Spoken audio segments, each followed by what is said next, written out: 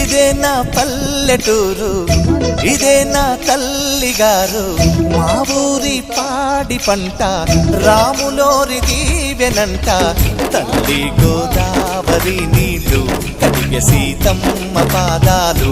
ఊరంతా hi hi hi, మనసంతా hi hi hi. ఇదే నా పల్లెటూరు, ఇదే నా తల్లిగారు. మా ఊరి పాడి పంట రాములోరి దీవెనంట.